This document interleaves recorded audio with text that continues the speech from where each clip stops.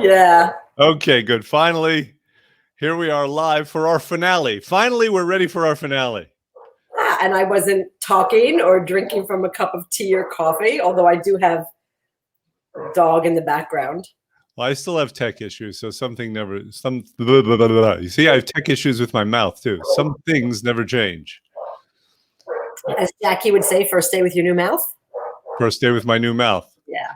So, I have been questioning, Jen, whether or not we should actually just, do it once a month, or whether we should just, tear the Band-Aid off. And I think I was validated yesterday by the CDC. The CDC came out with this thing that, people, at least people who are vaccinated, they don't have to wear their masks even indoors. And so it just tells me that our time is coming to an end. So how are they going to tell if people are vaccinated or not? Because that's a medical, it's like a HIPAA thing. Like, what are you going to go around asking for papers? Papers, please. Like, that's private medical information. This is all going to be litigated. There's going to be so much litigation. Dangerous precedent, man. Yeah, it's going to be a lot of litigation. But anyway, that's not, that's not our task here. That's not our mission here. Our mission here, we've succeeded. Everyone's gotten through this thing with their sanity relatively intact, you being the lone exception.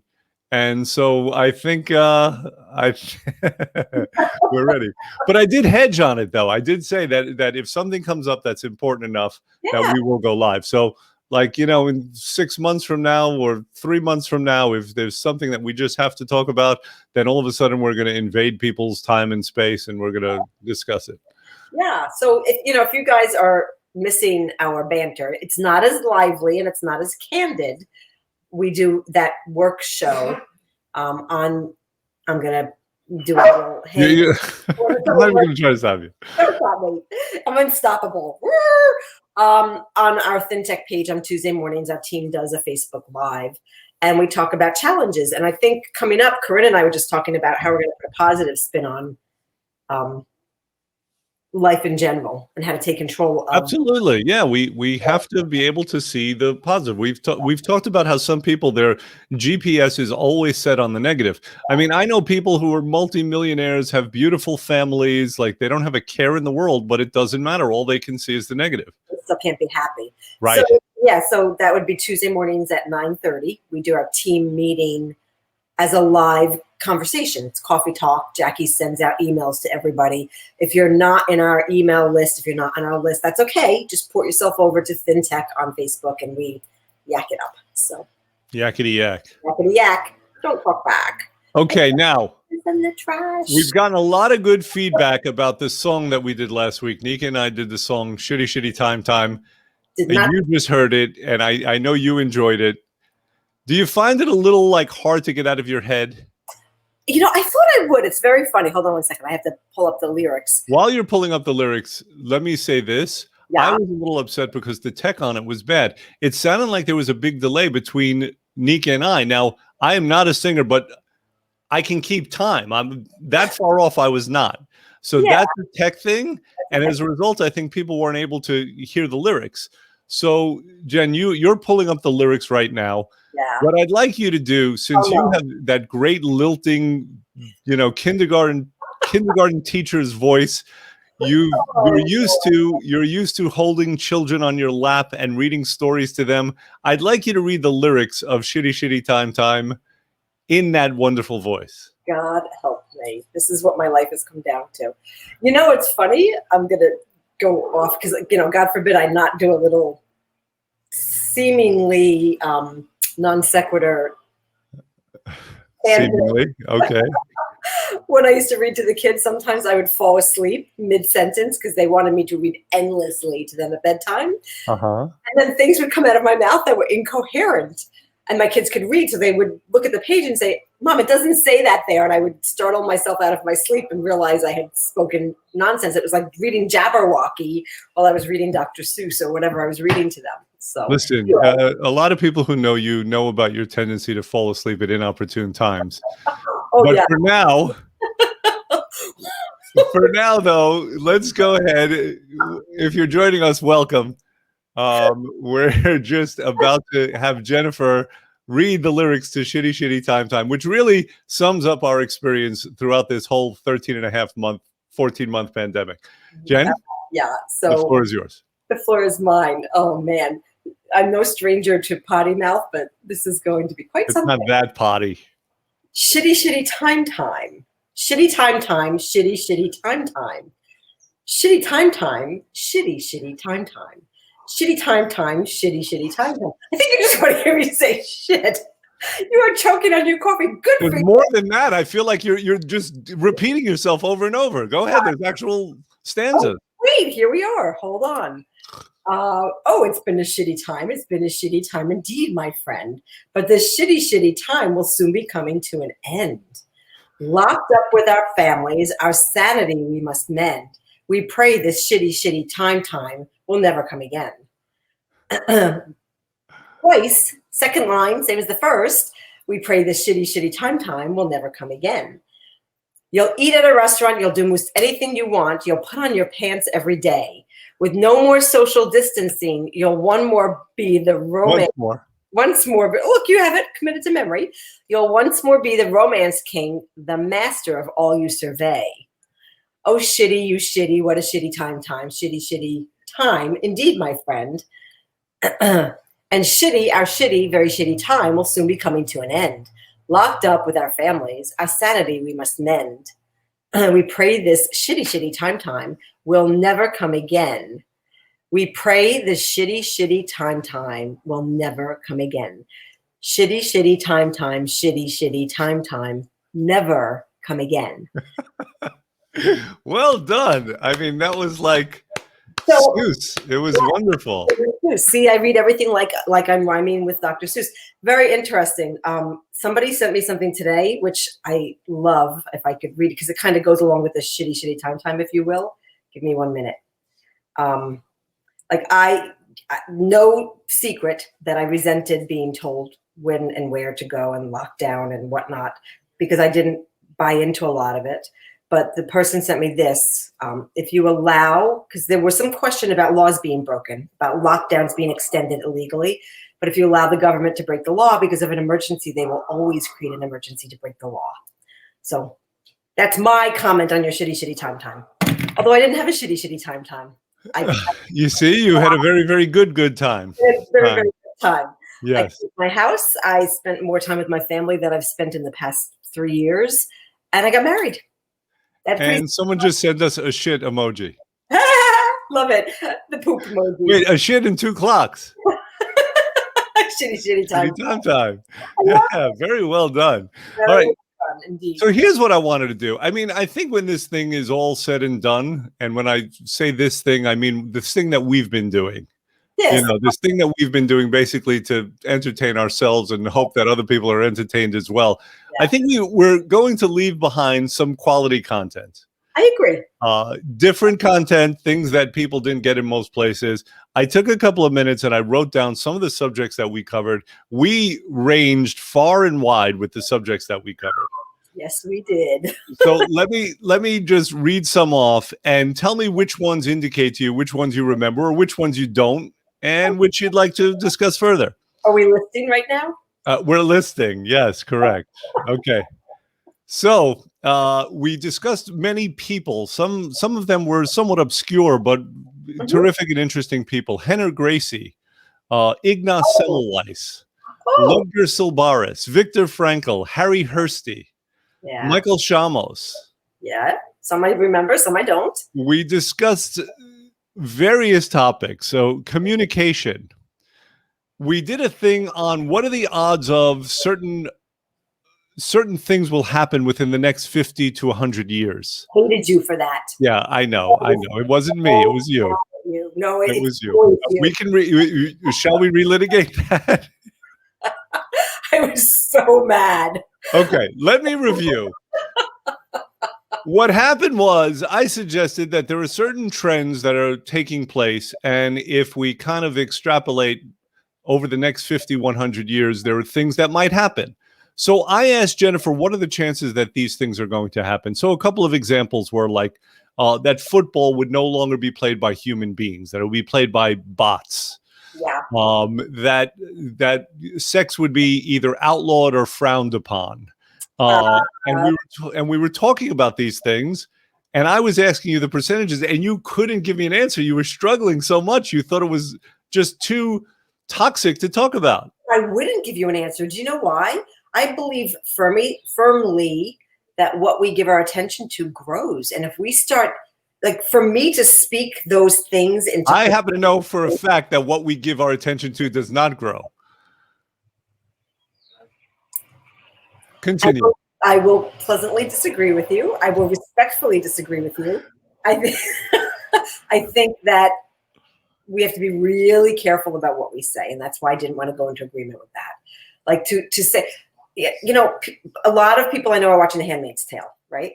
Yes. So I won't watch it. I read the book about. I read the book actually the week after 9/11, and it was upsetting to me, and that there were too many parallels to the world we were in.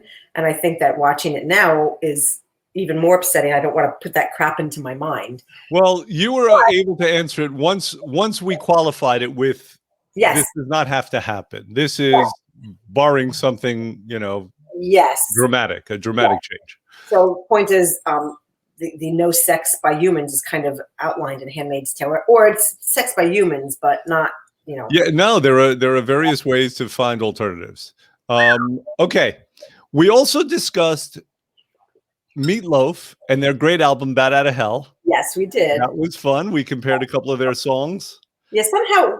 Oh no, that was the Bruce song. I got to be Mary, and I was like, how do I get to be Mary? Well, you were the only female. That was a terrific time. Yeah, that was a lot of fun. Yes. And I wish I knew the dates of these. So if people want to go back and look it up, they could do it. But I don't know the date of it.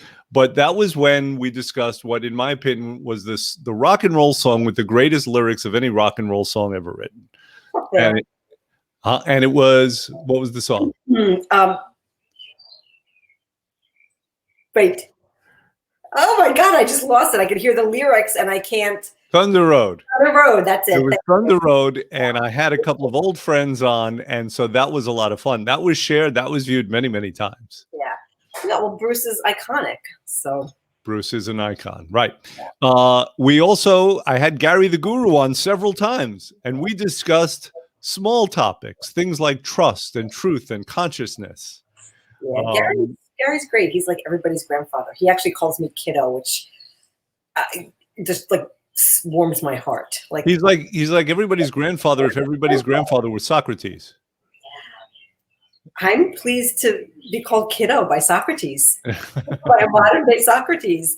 Like he's a pretty amazing guy. So, yeah. We discussed, well, you weren't in on this, but I discussed defamation ad infinitum because it's very topical now. Yeah. We went over cancel culture. We discussed that a few times. Yeah. Obviously, we talked about the coronavirus in various ways. We talked about, the science about it. We talked about, some of the rules. We had DeLucia on, I think 4 times. We talked about sex. The first time was kind of dry and clinical. That was she went into that mode. I think if you dipped out on that conversation and just left Carolyn and me to, Carolyn and me to discuss, I think it would have been a lot more candid. It would have gone to a bad place. Oh no! Why? Listen, Jen, when it comes to you, I'm a civilizing influence. Yes, let's do that. So we discussed sex with DeLucia, and we did it a few times, and we had a lot of fun with that. I mean, remember when New York came out with the guidelines or the recommendations? Oh my God! Yes, it was so bad. Like, so things like that, I think, there might have been a little more credibility to what was shaken down out there. If things like that didn't come out, like, are you flipping kidding me? Those guidelines were laughable at best. Well, listen, we know that they were largely ignored. They should have been. Yes. So we discussed, happiness. Remember, we did that one segment, Happiness Is, and we discussed some wonderful quotes about happiness. I do, and I think that was the episode that some people really loved, and some people were like, "Stop it, guys! Just stop." It was Yeah. very polarizing in its own way. Really? I think so. I think we got some feedback that I people don't remember hearing negative feedback. was that wasn't the we were doing like the Kumbaya, one of the Kumbaya episodes, and we got some feedback that please bring up more topical things and fight. Well, that did happen, but we know who those players are. I mean, we know between Andrew and Debbie. I love that. Yeah, these are some more pugnacious characters. But we also discussed, and you just reminded me of it. You just said episode. Yes, and your preference for saying episode and show and something like this, and and I've always been against that. It confers grandiosity that we don't deserve. Big dreams. What? Big dreams. I always big girl hair has big dreams. Come on. Well, listen, Carolyn suggested that you were like Robin and I'm like Howard. I've heard other people say that. Yeah. And I would call you my Robin, but I don't want to lessen you in your contribution. I think you're more my Ed McMahon. I'll go with that. I've just elevated you to Ed McMahon. Throwback. Thank you, sir. Okay. Let me check my Yeah, no, I'm still Robin. You're checking to make sure. Well, while we're live. My nickname in high school is Balls, so because I had brass ones. So. Understood, but I always thought that was metaphorical. It is metaphorical. Okay, good. I checked. But at least that explains the clanking that everyone hears when you walk. It's like suit of armor clanking as I walk. Moving on. We discussed the subject of scientism. Ooh, right? The elevation of science to religion, which I think is and we agree that it's a pretty insidious thing. We all love science as a discipline, as a tool, but elevating it to religion has consequences. Yeah, in my world, I've heard the phrase "the science is settled" so many times. I want to rip my hair out, my big beautiful hair, when I hear that, because if that's the case, then let's defund every research organization across the world, because if the science is settled, why do any more science? And then we look back and we see where, like, thalidomide should the science have been settled on that? Right. Should the science have been settled on asbestos or DDT or Premarin? I mean, there's a lot of things. Yeah. Over and over again, it's happened. Yeah. Anyway, scientism is dangerous. Scientism. Yeah, we did. We discussed that. We discussed your wedding. How could we not? How could we not? We showed a clip of your wedding. That was a lot of fun. Oh, wait. I think I just lost my picture. My all-time favorite picture, simply because, oh, wait. It's hard to see on here. Yeah, it's hard to see, but it's you and Frank under the chuppah. And the big full moon and the light shining off of him. Our Cairo friend, Dr. R, took that picture. I love it. It's my favorite. Very nice. Yeah. All right. We discussed Les Mis. How could we not discuss Les Mis? The greatest musical ever. Funny, I was cleaning out my thousands of videos on my phone, and I came across a short video of, we had gone to see a local school production of Les Mis. And I think I had sent it to you because it's actually pretty well done, considering it was No, I don't think I've ever seen that. Years ago. Yeah. Okay. Years ago. A high school production of Les Mis. Yeah. Kind of cool. Yeah. All right. We obviously discussed the subject of fear. Fear has been prevalent throughout this whole thing. It's still existing. I mean, the CDC, we were saying, they came out with guidelines just yesterday that said people who've been vaccinated don't have to wear masks. And yet a good proportion of people are still going to wear their masks. It's just extra security for them in their mind. For them, that's a hard one, because if you believe in the fact that the scientism of the vaccines that you've embraced work, then you should be okay with taking the mask off, and you should be okay with being around people who have not. Well, listen, everyone has a choice to make. Everyone has their own, thresholds. Absolutely. So, I would caution our viewers, who I think for the most part are pretty chill, to not give in to fear mongering from anywhere. fear is a very, very, very low vibrational emotion. Thank you for that, because that's the next thing I have written down. Look, We've discussed on a lot of occasions, in a lot of different ways, we discussed raising our vibrational tone. I don't know if we ever got into the physics of what actually happens with vibration. It's the kind of thing that people can feel. Yes. And that we know that there's kind of a gradient scale of vibrational tones from low to high, low being death, apathy, fear, grief, higher being things like enthusiasm, exhilaration, interest. Yes. And we should always seek to raise our vibrational tone. We should always look to do that. I'm famous for taking 7,000 screenshots of everything. I thought I had one that I sent to somebody. Maybe I didn't. But I screenshot things like this. The universe's music. To be in touch, you have to tune into its frequency. That's why your heart. Anyway, let me see if I can do this. No. Yeah. Okay. Yeah, I see it. It shows the musical scale and how it connects to our bodies. I've been really, sticking my big toe in the deep end of healing frequencies. And what I'm finding is like the higher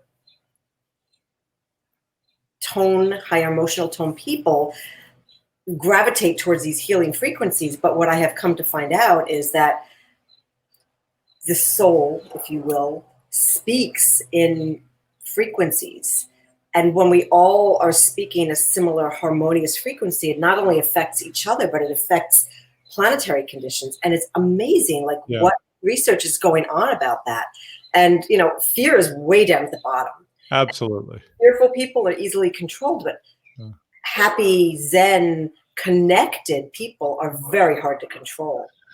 Yeah, and this is one of those topics that seems very hippy-dippy, and a lot of people have kind of an intuitive notion of it, but it has been studied. It will be studied more. Eventually, it'll be mainstream, and I don't know what that'll look like. It might look like the tricorder on Star Trek, but it will be mainstream, and now it's kind of poo-pooed. Yeah. So I love the hippy-dippy stuff, but I also love looking at it from a scientific viewpoint. I like data backing up what I intuitively know. Right. Now, I'm married to an engineer, which is great in so many ways because he's looking at physics and things like that.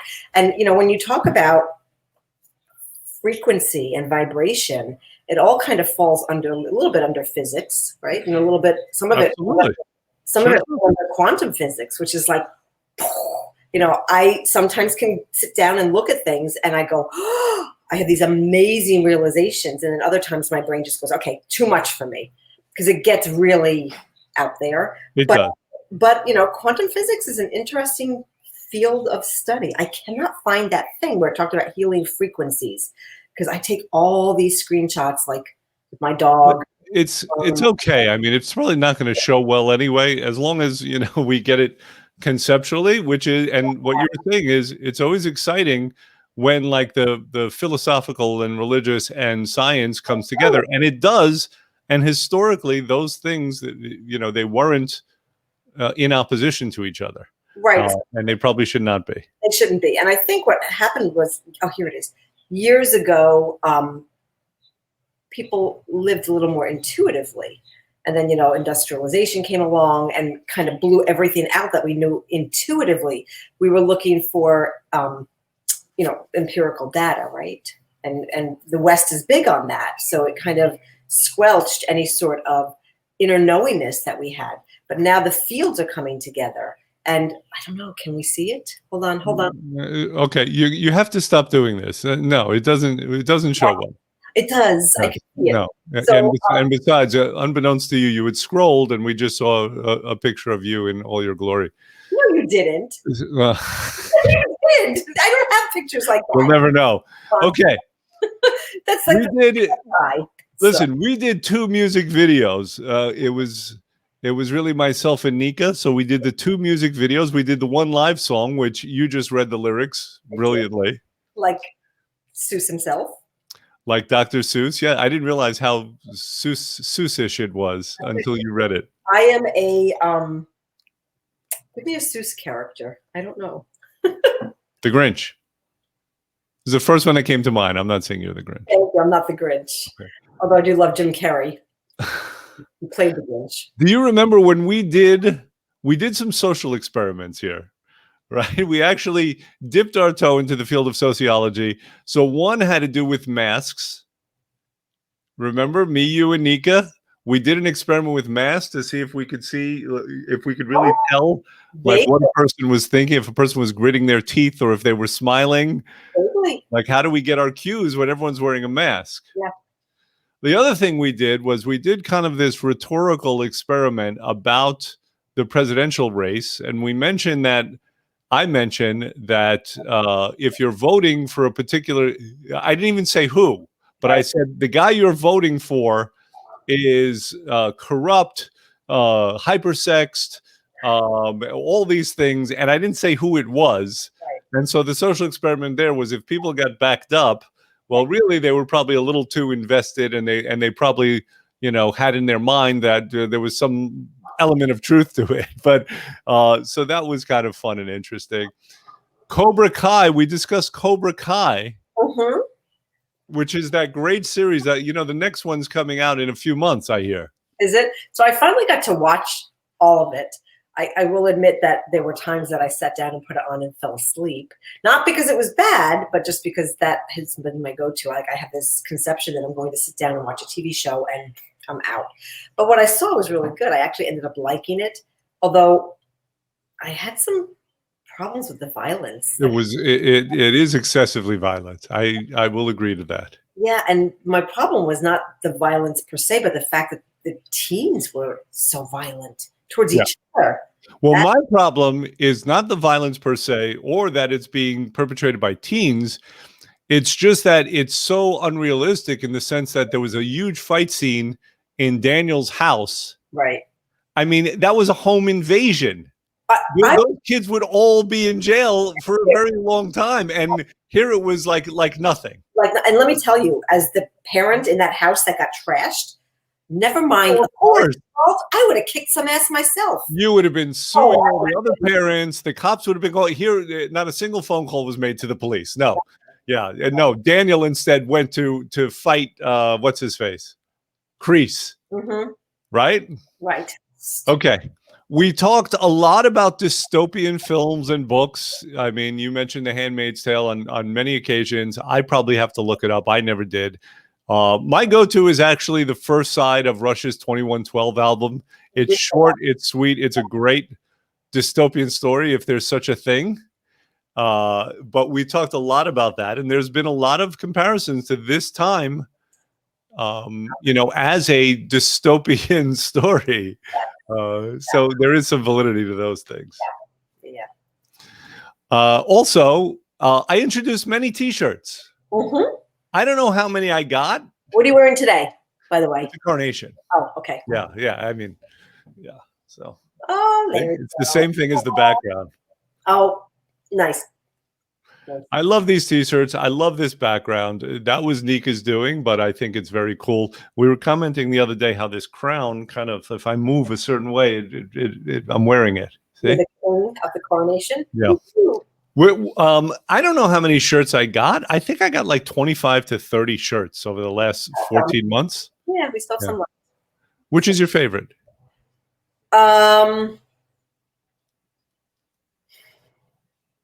That's a good question. Let me think. I'm trying to visualize them all now. Give me a list of them quickly because I'm not seeing much. Oh, there were bands: Chicago, Meatloaf, Ambrosia, Led Zeppelin, Kiss. I mean, there was a Rocky shirt. There's I still haven't seen a Rocky, and it's a Rocky of the. You did for a while. I think I lost it already, but it was like Mixed Gym. Yeah, no, I've never seen a Rocky show. I've never seen the movies. Not one of them in its entirety. I know it's like on that list of. You say things like that, and I have so much respect for you, and then you say something like that, and I don't know what to do with it. I haven't seen E.T. Okay. I know. Anyway, Meatloaf. That had to be my favorite T-shirt. You like the Meatloaf T-shirt? It was the Bat Out of Hell album, right? No, I think it was just Meatloaf. My Meatloaf T-shirt. Yeah, I love the artwork on the cover of that. So like that's it. I love the Farrah shirt. It's just so iconic. Yeah, evocative that era, right? Yeah, absolutely, absolutely. So clearly, I'm having a midlife crisis. Clearly, we talked a lot about the MCU. The Marvel Cinematic Universe, I can't get enough of it. There's 23 films. I've seen them all, some of them more than once. Yeah. I mean, it's just amazing. We were talking about which superheroes we are. You said that I remind you of Star-Lord, which I was insulted about at first. Oh my God. At first. Thank you. Right? Because he has no powers. And he's the horniest of every character in the MCU. Huh? You have to go there. Well, but it's true. Yeah. But then when I saw part 2, it turns out he's an actual god. So I felt better about that. Yeah. And the ending scene, which I don't want to give it away in case anybody hasn't seen Guardians of the Galaxy, but he's a uniter. He is a uniter. Did you see that? Amazing. He stood up against that and united the Guardians. And he has impeccable musical tastes. And the music. Come on. And then the dance off. The spinners and that. Yeah. Well, that was How could you not laugh about that dance off? And I said to you disparagingly that you remind me of what's his name? Rocket, the raccoon. The raccoon. Yeah, Yeah. Because I'm hairy and short. And tough. So, but I haven't put a lot of thought into that. I'm going to have to think about it. Wait. More than that. Wonder Woman. I always love that show. I love the original TV show, like with Linda Carter. I was like, it's great. Yes. Harriet. Yeah. Awesome. Yeah, but you're not an Amazon, though. I'm not an Amazon. I know. So you can't be Wonder Woman. Yeah, I'm not an Amazon. I'll think about it, and I'll get back to you. We'll bestow. I'll do a little write up on it. Character on me. Yeah. What was I going to say about movies? Oh, yeah, nothing. It was another non sequitur. Sort of, kind of a non sequitur. I did the whole X-Men series through about 3 months during lockdown when we were first really shut down and we were working only virtually from home, and that was the only full series that I got to watch and rewatch. And because I just love Hugh Jackman. Do you prefer the X-Men series or the MCU? Hard to say. I really love the premise of the X-Men series. I love the misfits that are taken in. I love the school for training people in magic arts. It's like the Hogwarts. Yeah, it's like the Hogwarts of yeah. I'm just fascinated by that. I think there is some element of truth to all of those things with special abilities and people having underrated and underutilized the abilities that we as humans have. Not necessarily like claws growing out of you. That's a little bit out there. It's sort of like things that books and things like Star Trek are made of. But like our ability to be a little bit more like superheroes. And I think we need a lot more superheroes and a lot less dystopian literature. I'm not as deep as you are. And so the things that I obsess about are more like, the relative strength of the different characters. Oh my God. Because I read about, I'll do Google searches about this. And my problem is that they're different at different times. Right. So I have a little trouble with that. Like, who is actually the most powerful character? If you looked at the end of Endgame, the Scarlet Witch was about to kill Thanos. Yeah. Is she the strongest? Define but then she had to be saved by Captain America. It was silly. So listen. So this is actually a great commentary on humanity. Like we all have different strengths and weaknesses. So I know. Are you snoozing? Oh my God. Sorry. I just hit the computer screen on your head. I don't think it is a great commentary on humanity. It is. You can extrapolate that out from anything. I think you're trying too hard. I think we have to take that at face value. I think, well, then you're saying that these characters are all one-dimensional. And I like to say I can see a really cool lesson there and apply it across the board. At different times, people have different. And the one thing that's also You're somewhat blurry. silly, I guess, is I know since I did this, I moved, and then it hasn't adapted. I don't know. It's a tech thing. I remember I decided long ago. Not to fight it. No, it's because I hit you in the head and you went blurry. See that? I don't know. My No, it's not. Your glasses are foggy. Clean them off. No, and then the other thing is that you'll have a character and they're not that strong, but then they get really pissed off, and now all of a sudden they have super strength. Yeah. Right, and it's true to some degree, but come on, really? Well, it's like the mother who lifts the car off her child, the adrenaline rush, right? So, and then they go back to normal, petite. By the way, Hela might be the most powerful character that's been presented in the MCU. You think so? Why? Thor tried to hit her with the hammer and she caught it and then crushed it in her hands. Okay. Nobody's done that. Yeah. All right, enough of that. Okay. We talked about censorship. Primarily, well, listen, it's a topic of our time, but we got censored. We did, and so funny you should say censorship. Oh God, are we about to agendize? We are. No, not at all. I screenshotted this today, and I love it because it reminded me of censorship. To learn who rules over you, simply find out who you're not allowed to criticize. So what were we talking about? We weren't even talking about anything that should have been censored. But apparently we criticized somebody somehow, some way, and we got like, I feel criticized right now. Hey, put me back on. Okay. Put me back on. All right, got it. So we talked about censorship and how arbitrary it is, and we were upset that we got taken off. We had a video removed. We were literally talking about love. Right. We were talking about things like that, Yeah. and for some reason, it tripped some kind of wire. I don't know what happened. I never found out. I think we were ratted out. I haven't found the rat. But you know what happens to snitches. Snitches get stitches. That's right. Yeah. So you better hope I don't find out who you are. Frank just gave me a little end to that and wind up in ditches. I just made a terroristic threat, so I hope we don't get canceled for that. Oh my God, please. It was so tongue in cheek. Okay, so listen. Context doesn't matter. But listen to me. I just read off a lot of topics. Here's what I want to know. I want to know what some of your favorites were. I want to know what some of your least favorites were. Hands down, my least favorite was the prognostications for the demise of the universe. Thank you. Good. So we're about to do some more of those right now. No. Button pusher. Go ahead. My favorites. So, I love the ones where we got into it hot and heavy about other topics. Like medical freedom. I like when we talked about censorship because it brings to light things that people might not be willing to talk about on a regular basis. I think overall, the most controversial topics are the ones that I did like the best, except for the one on the prognostication of the demise of the universe. What do we decide the chances are of that happening in the next 50 to 100 years? It wasn't the demise of the universe. It was just human beings not being around. So, yeah, first of all, I got feedback.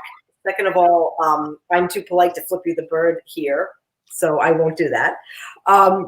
Yeah, and you're fading out still. Look, we're going out on a tech hello.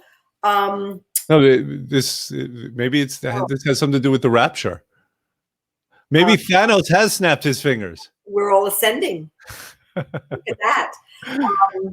So, yeah, I think that we took on a lot of topics that a lot of people might not have been comfortable talking about publicly. We talked about them in what for us is a relatively safe environment because it's just the two of us chatting back and forth, despite the fact that we're on a live. And neither one of us shirked from expressing our opinions, except when I did not participate in the prognostication of the demise of the universe and humanity. You did your best not to. I kind of forced you to do it. You did. But listen, there's always been a little tension, though, because I think if it was up to you, this would have turned into a full-blown political group. You actually brought up the topics. I've brought up some topics that I wanted to dip the toe in. I felt like there were things that we couldn't, Yes. we couldn't avoid totally, Yeah. but I didn't want to go there. And listen, there are some things now that even like, it's not the goal of the group, and not only that, but I don't want you and I to anything to happen to us if we disagree too vehemently. I think we're okay. I think we're bigger than that and better than that. So there are some things that I'm going to be correcting you on then after we get off. This is very typical. We end this live and then we're like, which is, it's like brothers and sisters squabbling.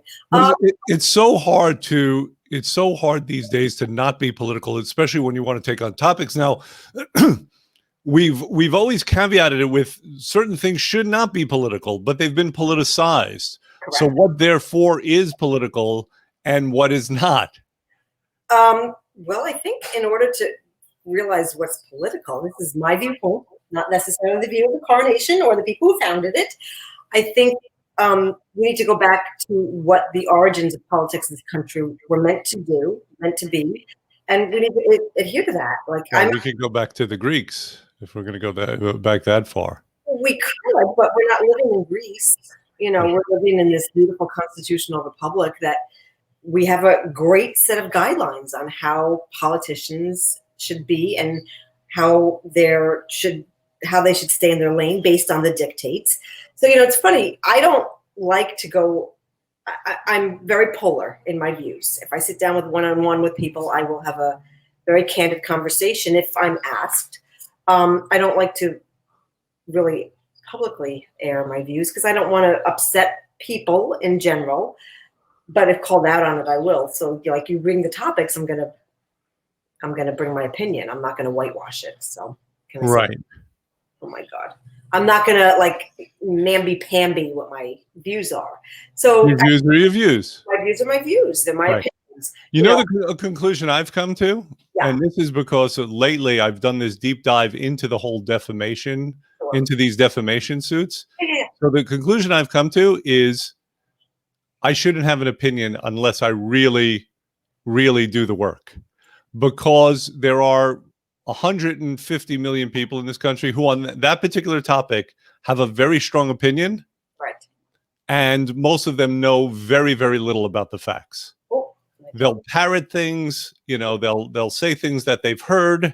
They'll take the position of whoever their chosen group is, and yet they don't know the actual facts. And I understand because it takes a lot of work. It does take a lot of work for any topic. So I have an opinion on that particular thing, but there are other things. I was talking to Andrew the other day, and he asked me a question, and I said, I can't render an opinion. I don't know. I can't say. Ooh, what was the topic? I don't remember. Oh, okay. So, it's interesting. And even within that, even if you delve in deeply to do research, you can look at court documents, but you have to understand that sometimes the court documents are still slanted to say what one side or the other wants. So for every question that you find an answer to, 3 other questions pop up. Correct. So then so it becomes like this algorithm, right? And if you're going to chase it, it does take a lot of time. Not only that, it takes understanding, right? So I delved into this defamation stuff and I didn't understand a whit about election security. So then I had to start researching that. Right. And now I know, I don't know an awful lot, but I know more than, let's say, 99.9% of people out there. I know about the processes. I mean, I've listened to webinars. I've listened to discussions between the experts, hearings. I mean, that's what it takes to just get some baseline foundational understanding from which to even know enough to form an opinion. It's a lot. And even then, I would say you probably may not necessarily know because, even when it comes to court cases and filings and defamation lawsuits, there's still tactical moves that are being made, which may not necessarily be the way laws are supposed to stand but someone will file something to get it to a higher court and totally mess up the lower level courts so that it gets kicked up. There are so many things going on in every type of scenario. It doesn't necessarily have to be what you're talking about, defamation or election fraud or whatever. Right. I think that getting to the bottom of things, getting to as close as possible to truth and true facts and true data is always a good thing. Yes. I'm a sit back and listen person until I really know what I'm talking about. On some subjects, on some I can be observational because I'm a pretty keen observer and just start to know that something's not right. And then I delve into it a little bit more. So you preferred the times where we talked about somewhat polarizing things. You enjoyed that. I do enjoy it. I enjoy it on the one hand because I like a good debate. I'm from a very argumentative family. On the other hand, I don't like it because it's not good for vibrational tone. So there are times where I've had these discussions, whether it's with you or with some other person, and then I just feel crappy and I'm like I can't do it anymore. But there is this gravitational pull these days that sucks everyone in. It's really hard to pull yourself out of it. So what I've generally found in life is if something is making you feel uncomfortable or crappy, you might need to take a harder look at what's going on. And this is like a personal level. When something agitates me, which so much less agitates me these days, almost to the point of nothing. It's like, okay, whatever. I've become like Zen Jen. It's crazy. Is that even a thing? Like Zen Jen? Zen Jen. Yeah, of course it's a thing. You're making it a thing. I made it a thing. Making it a thing. I think when something is chewing away in my universe, I have to take a harder look at it. Whether it's something that I need to look at deeper or something that just doesn't feel right. Because generally my go-to has been if it doesn't feel right, it's not right. And that could be a topic of discussion even between the two of us. Like if I look deeper into it, maybe I'll find something that contradicts. What you're bringing up now, I would take some issue with. Why? Well, because I've known so many people who've said, I have to listen to my gut. And the gut, like these are those symptoms of upset that a person has are not necessarily a guide to some greater truth. Actually, a lot of times they're just a guide to lies. So I think there's a difference between listening to your gut and listening to your inner knowingness. That's my point. And I've seen it confused so many times. Yeah. Like I said, I mean, there's one person in particular I'm thinking of who, she was always saying I should listen to my gut. Her gut was, I can't say always wrong, but it seemed like her gut would lead her into the worst places and the worst possible decisions. So yes, but there's listening to what is niggling and then looking at what is niggling. And the two can't be separated out. You have to be able to see why. We're not really trained to look and observe properly. And we're not trained to really investigate and look at data as it stands and to assess it in a greater picture of things. So there is definitely something to be said about a person's inner knowingness. But again, it can't stand alone. You have to use tools that allow you to, and you have to be able to change your mind about things, not stay with fixed ideas, because fixed ideas keep you in fixed places. But, to openly look at information. And I had some pretty sure thoughts about 10 years ago on certain topics. And I delved much more deeply into them and was despondent when I found out that what I thought was not reality. You're using a word that I used the other day to you. Did you? And the context was my stomach. Oh. Stomach issues and despondency. So listen, if the coronation, if we've preached anything, and I don't know that we have the right to ever be preachy, but if we've preached anything, it's that a person does have to find their inner knowingness. The search is to be, whether it's self-actualized, clear, whether it's to find nirvana, it's never going to come from the outside. Truth is ultimately going to come from within. And one of the places we've gone wrong in society, I suggested one time months ago that this may be the problem is that our references become outside of ourselves.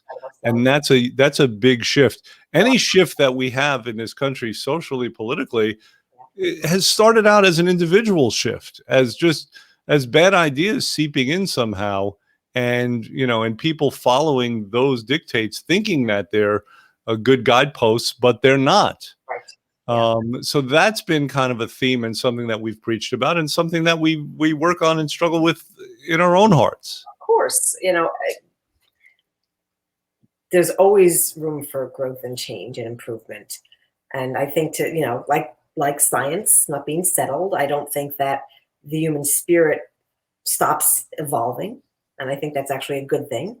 But, again, to go back to what you said, like what you know is what you know. And it kind of sounds like circular on that. But, there are certain things that you just know about yourself. And when other people come in and try to tell you that that's not what you know, it's like, yeah. Well, Gary did a good thing on that the other day. I don't know if you saw it, but I had mentioned it again, but just like to quickly review it. What I got from it is that the knowingness is it's like an obelisk in the middle of a jungle.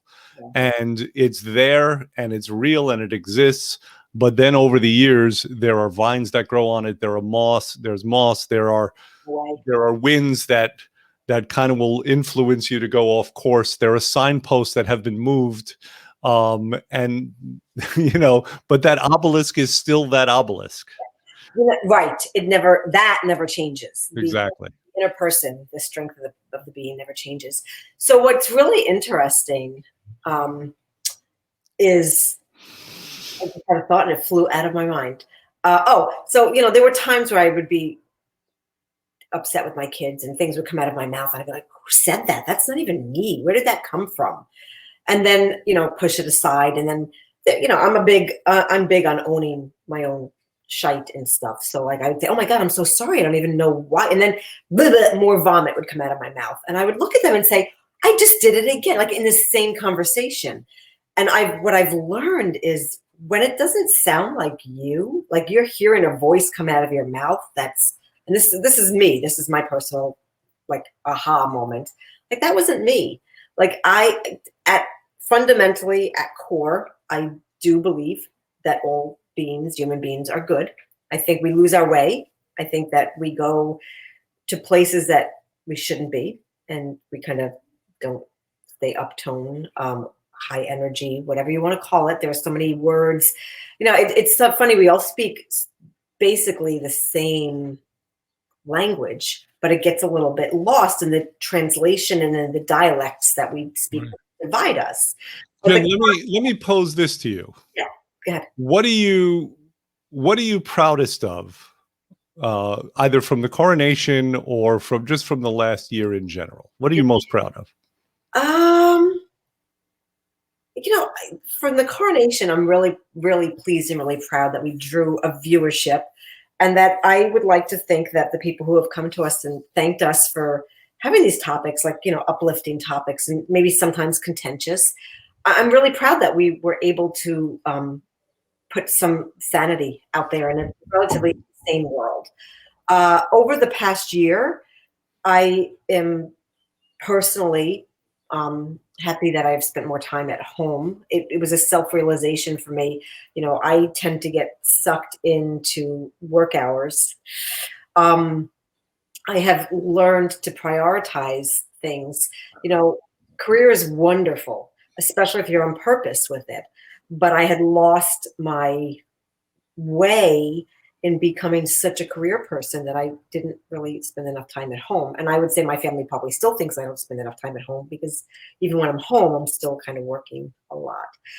But I would say the ability to really step back and reassess where I wanted to be in life, and to take a deeper look at myself and to try to better myself. That's, I think, probably the single most thing I'm proud of in my life. Who said an unexamined life is not worth living? Was it Plato? I don't know. I don't recall either, but someone said that. I actually quoted that to somebody who said, I like my life and I don't need to look at it. I was like, oh boy. That's fine. They don't have to. Yeah. I Socrates. like Speaking of Socrates. Gary, Socrates. Okay. Gary said it. Gary said it. Maybe he was Socrates in his past life. I like the idea of opening new possibilities for people and They're having them see things from a different perspective.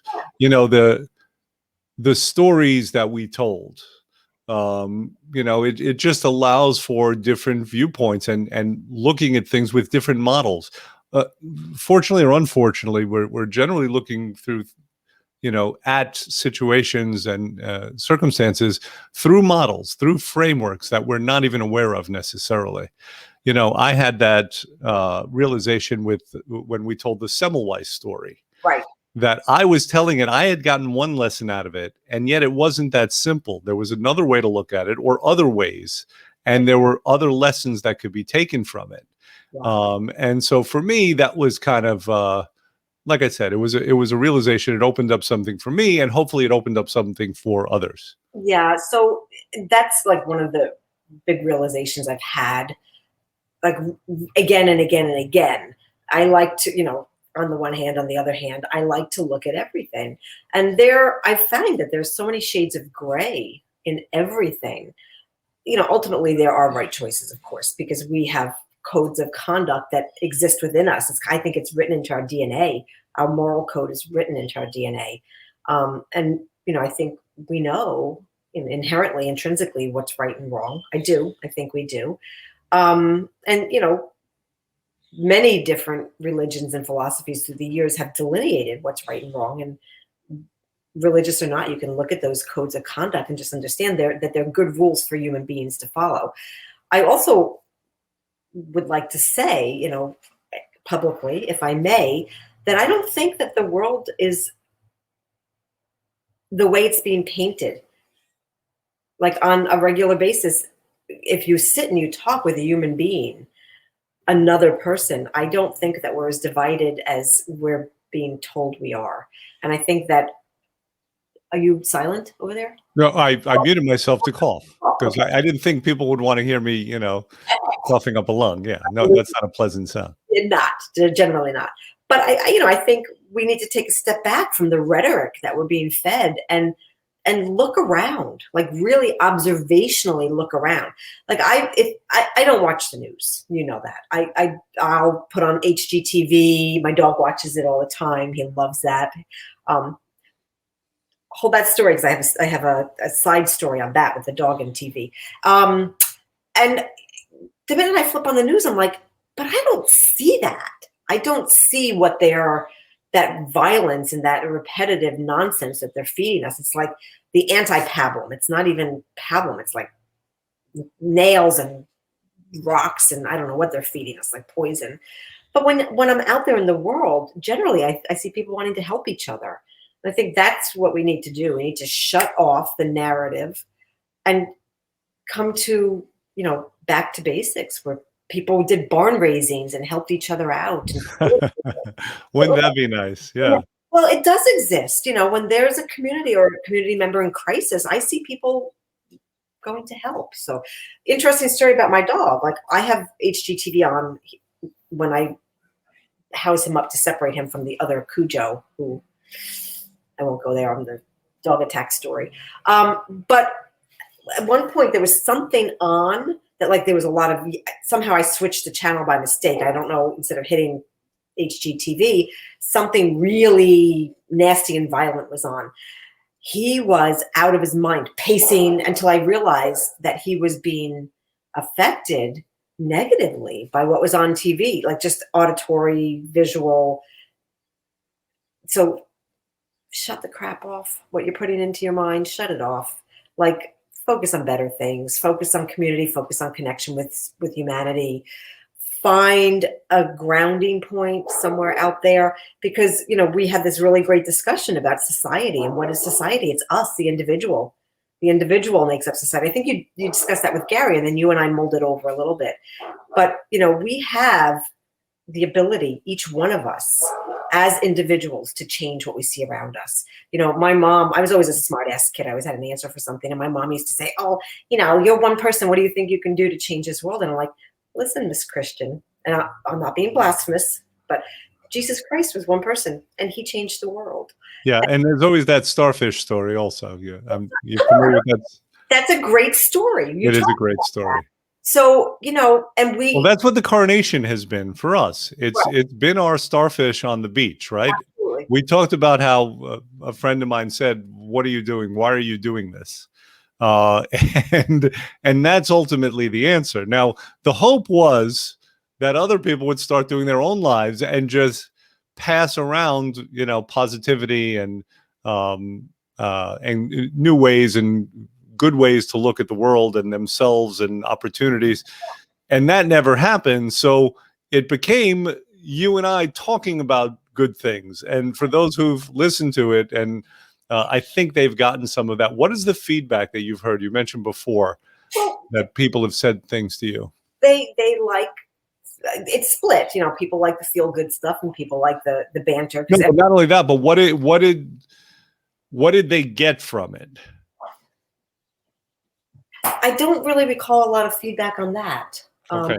Yeah, that's hard to say. But I would not discount like this little venue here. I would say that,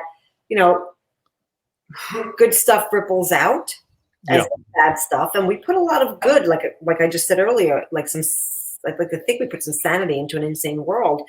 So if 5 people watched it and 5 people had a good day because of what we did, right, 5 people will go into the world and pass along that positivity. Right. And I think, it sounds a little bit like Pollyanna-ish. I don't claim that title anymore because I'm not Pollyanna. But I do think that people can affect the world at large much more greatly than they think they do. Fair enough. And you have been one of those stones who've created those ripples. The next time I see you, I'll be happy to throw you into a lake and prove that theory. Little known fact. And that's basically it. Now that things are opening up, our job is done.